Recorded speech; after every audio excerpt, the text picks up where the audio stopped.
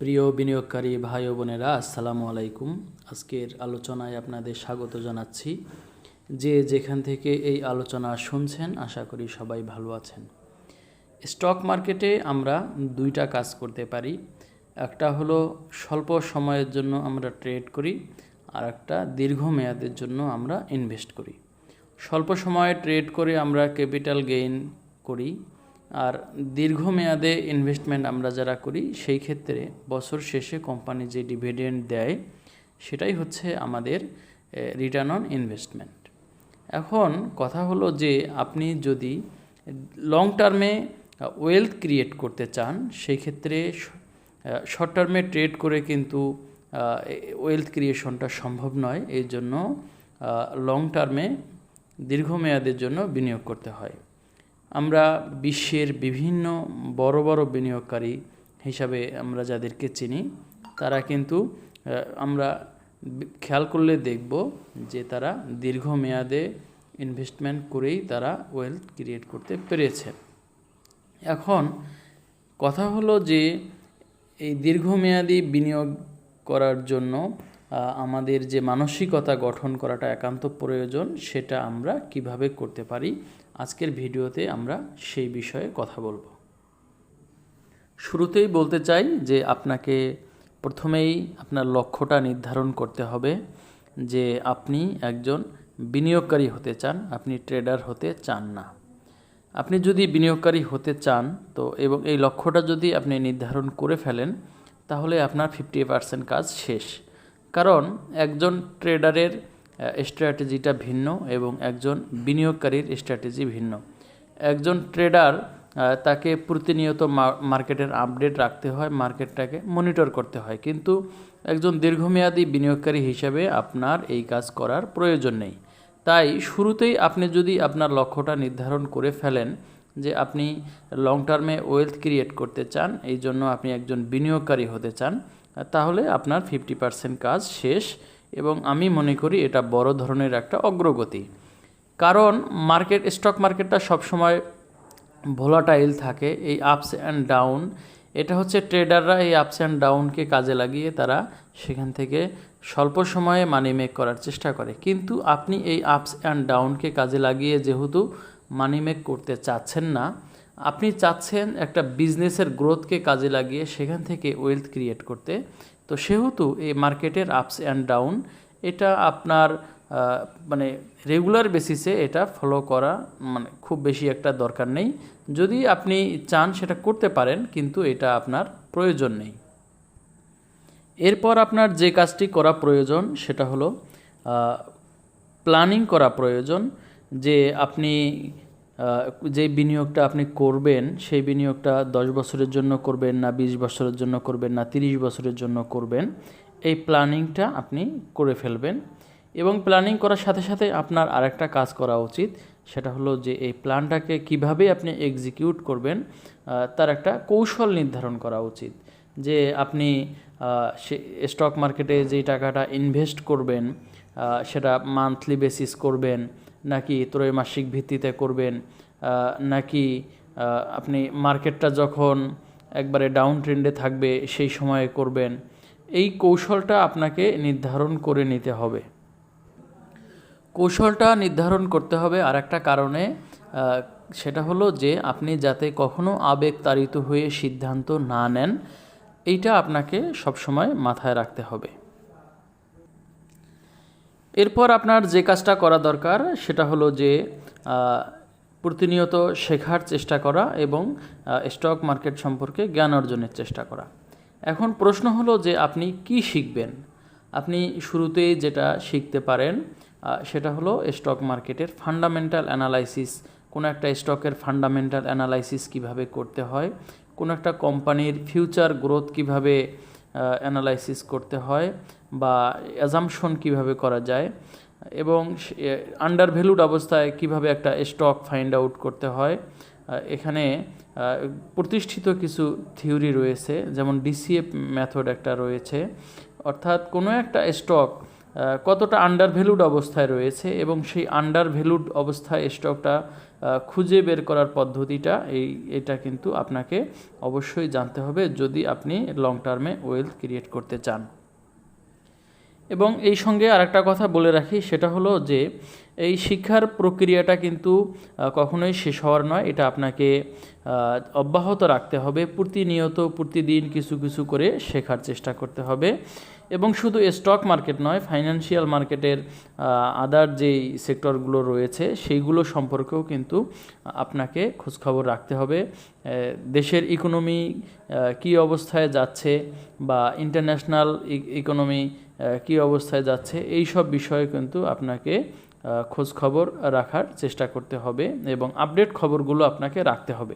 এবং কোনো একটা বিজনেস, উদীয়মান কিছু ব্যবসা রয়েছে, এই ব্যবসাগুলো কী কারণে ভবিষ্যতে গ্রো করতে পারে, বা প্রতিষ্ঠিত ব্যবসা কিছু রয়েছে যেগুলো ভবিষ্যতে দেখা যাবে যে সেগুলো ডিক্লাইন করবে, সেগুলো ডিক্লাইন করলে কী কারণে করতে পারে, এই কৌশলগুলো এই বিষয়গুলো ব্যাখ্যা করার মতো বা অ্যানালাইসিস করে সিদ্ধান্ত নেওয়ার মতো দক্ষতা আপনাকে অর্জন করতে হবে। এরপরে যে কাজটি করা উচিত বলে আমি মনে করি সেটা হলো ইনফর্মড থাকা, মানে আপডেট তথ্য আপনার কাছে হালনাগাদ তথ্য অবশ্যই থাকতে হবে। সেটা হলো যে যেই কোম্পানিতে আপনার ইনভেস্টমেন্ট রয়েছে বা যেই সেক্টরে আপনার ইনভেস্টমেন্ট রয়েছে ওই কোম্পানির আপডেট ইনফরমেশনগুলো আপনার থাকতে হবে, বা ওই সেক্টরের ব্যবসা বাণিজ্য সংক্রান্ত আপডেট তথ্যগুলো আপনার কাছে থাকতে হবে। কারণ কোনো পরিস্থিতি যাতে আপনার ইনভেস্টমেন্টের ফিউচারকে হ্যাম্পার করতে না পারে, বা যদি আপনি দেখেন যে কোনো কারণে আপনার ইনভেস্টমেন্টের ফিউচারটা ক্ষতিগ্রস্ত হতে যাচ্ছে, তাহলে আপনি যদি যত দ্রুত সিদ্ধান্ত নিতে পারবেন সেটা আপনার জন্য ততই মঙ্গল। তো এই জন্য আপনাকে অবশ্যই হালনাগাদ তথ্য আপনার রাখতে হবে। এখানে আরেকটা ব্যাপার, সেটা হলো যে অনেক সময় কিছু কিছু পরিস্থিতি তৈরি হয় যেটা কোনো একটা ব্যবসাকে খুব স্বল্প সময়ে বাধাগ্রস্ত করে। তো সেটাও কিন্তু আপনাকে বিবেচনায় রাখতে হবে যে আপনি একটা কোম্পানিতে হয়তো 30 বছরের জন্য আপনি বিনিয়োগ করেছেন, কিন্তু সাময়িক কোনো কারণে একটা কোম্পানির ব্যবসা খারাপ যেতেই পারে। তো এখন এটা 3 মাস 6 মাস পর সেটা আবার ওভারকাম করে সেই ব্যবসাটা আবার ঘুরে দাঁড়াবে। তো এইটা আপনাকে কিন্তু এটা বুঝতে পারতে হবে, কারণ এটা না বুঝেই যদি বা আপনি একটা কোনো ভুল সিদ্ধান্ত নিয়ে ফেলেন তাহলে কিন্তু সেখান থেকে আপনি আপনার একটা অপরচুনিটি লস করতে পারেন। তো এই জন্য কোন বিষয়গুলো শর্ট টার্মে একটা ব্যবসাকে ক্ষতিগ্রস্ত করবে, আবার কোন বিষয়গুলো লং টার্মে একটা ব্যবসাকে ক্ষতিগ্রস্ত করবে, এই বিষয়গুলো অ্যানালাইসিস করার সক্ষমতা আপনার মধ্যে থাকতে হবে। এরপরের যে বিষয়টি আপনার মধ্যে নিজের মধ্যে থাকা উচিত বলে আমি মনে করি একজন লং টার্ম ইনভেস্টর হিসেবে, সেটা হলো আপনার প্রতিনিয়ত বিভিন্ন বিষয়ে সিদ্ধান্ত গ্রহণে আপনার ভুল হতে পারে, সেই ভুল থেকে শিখতে হবে। একই ভুলের পুনরাবৃত্তি যাতে না হয় এই ব্যাপারে সতর্ক থাকতে হবে। কারণ আমরা জানি যে স্টক মার্কেটে আমরা যেই ভুল করি এই ভুলের মাসুল কিন্তু আমাদেরকে চড়া মূল্য দিতে হয়। কারণ হচ্ছে যে আমরা এখানে প্রত্যেকটা সিদ্ধান্তর দিয়ে আমরা কিন্তু কি করি, হয় মানি লুজ করি অথবা মানি মেক করি। এখন কথা হলো যে আমরা আগেই যে ভুল একটা সিদ্ধান্ত নিয়ে মানি লুজ করেছি, ভবিষ্যতে এই একই ভুলের পুনরাবৃত্তি যাতে না হয় সেই ব্যাপারে আমাদেরকে সতর্ক থাকতে হবে। এই জন্য আমাদের ভুল থেকে আমাদেরকে শিখতে হবে এবং আমাদের ভুলগুলো অ্যানালাইসিস করা, যে কী কারণে এই সিদ্ধান্তটা আমার ভুল ছিল, এইটা অ্যানালাইসিস করতে জানতে হবে, বা এই সক্ষমতা আমাদের মধ্যে তৈরি করতে হবে। এরপরে যে বিষয়টার প্রতি আপনার খেয়াল রাখতে হবে সেটা হলো ধৈর্য। ধৈর্য ধৈর্য ধৈর্য। স্টক মার্কেটে আপনি যদি ওয়েলথ ক্রিয়েট করতে চান তাহলে আপনার মধ্যে ধৈর্য ধারণের কোনো বিকল্প নেই। একটা বিষয় আপনাকে অবশ্যই খেয়াল রাখতে হবে, সেটা হলো যে আপনার ইনভেস্টমেন্টকে সাকসেসফুল করার জন্য, আপনার ওয়েলথকে লং টার্মে ক্রিয়েট করার জন্য আপনার হচ্ছে কম্পাউন্ডকে কাজ করার সুযোগ দিতে হবে। এবং একটা বিষয় এখানে আমরা অবশ্যই জানি সেটা হলো যে কম্পাউন্ডিং কাজ করে, কিন্তু এর পিছনে কিন্তু সময় লাগে। এই সময়টা তাকে দিতে হবে। আমরা অনেকেই কিন্তু এই সময়টা দিতে পারি না বা দিতে চাই না, বা সেই ধৈর্যটা আমরা ধারণ করতে পারি না। ধারণ করতে না পারার কারণে আমাদের ইনভেস্টমেন্টগুলো সাকসেসফুল হয় না। তো এই জন্য কম্পাউন্ডিংকে কাজ করার সুযোগ দিতে হবে, এবং এর জন্য আমাদের ধৈর্য ধারণ করার কোনো বিকল্প নেই। সবশেষে যেটি বলবো সেটা হলো কন্টিনিউয়াস ইমপ্রুভমেন্ট। প্রতিনিয়ত আমাদের নিজের পারফরম্যান্সকে ইভ্যালুয়েট করতে হবে, যে আমি যেই ইনভেস্টমেন্ট ডিসিশনগুলো নিচ্ছি সেইগুলো কতটা সঠিক হচ্ছে, এবং আমার ডিসিশনগুলো ডিসিশনগুলো নেওয়ার প্রেক্ষিতে যে রিটার্ন জেনারেট হচ্ছে সেটা মার্কেটের যে রিটার্ন, ওভারঅল অ্যাভারেজ রিটার্ন, তার চেয়ে বেশি না কম।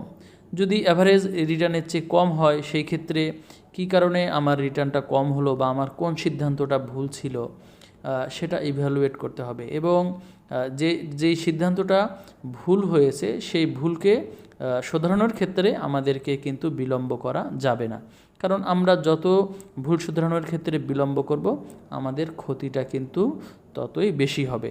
এই জন্য আমাদের নিজেদেরকে সবসময় আমাদের পারফরম্যান্স ইভ্যালুয়েট করতে হবে, এবং সেখানে কন্টিনিউয়াসলি ইমপ্রুভ হচ্ছে কি না, আমার পারফরম্যান্সটা কন্টিনিউয়াসলি গ্রো করতেছে কি না, এই বিষয়ে আমাদেরকে খেয়াল রাখতে হবে।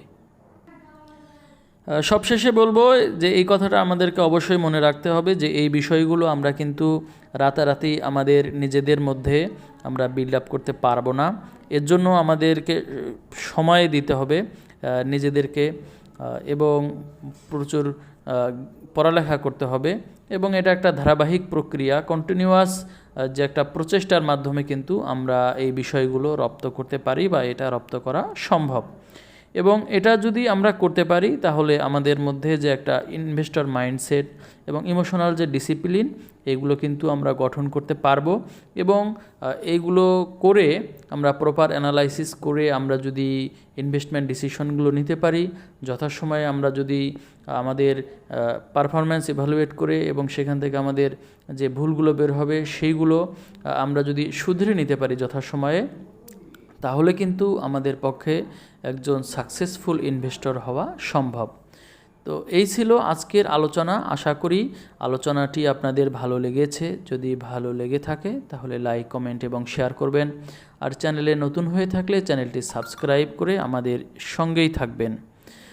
আশা করি আবার কথা হবে পরের ভিডিওতে, সেটি শোনার আমন্ত্রণ জানিয়ে আজকের মতো এখানেই শেষ করছি। আল্লাহ হাফেজ।